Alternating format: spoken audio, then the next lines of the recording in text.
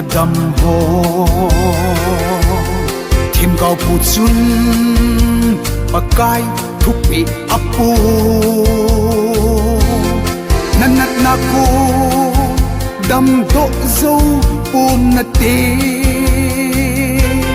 thidin ki ko tan tin asay pe tai kita ta a hin khu iman hin na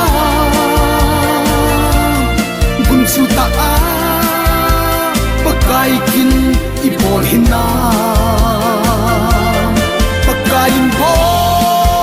hinati ibol hin na pakai thua nung pa anung no me leng hezikya banglam ngan atavin kita ta a nakin kabol ahi kabol diana de bol zing kahi ati hasita in hiti chun asiye kita ta a hin khu iman hina bun su ta a pakai kin ibol hina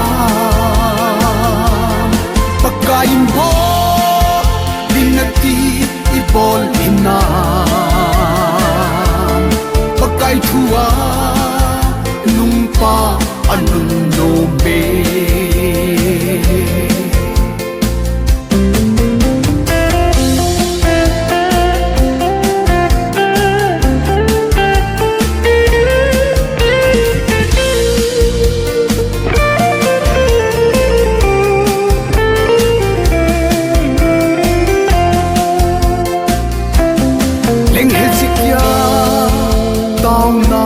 akisangin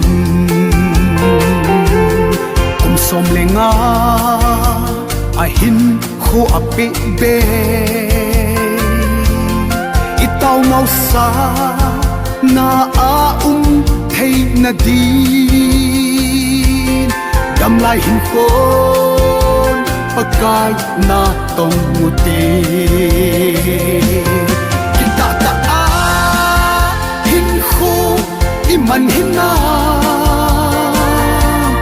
bun su ta a pakai kin ibol hina pakai bo hinati ibol hina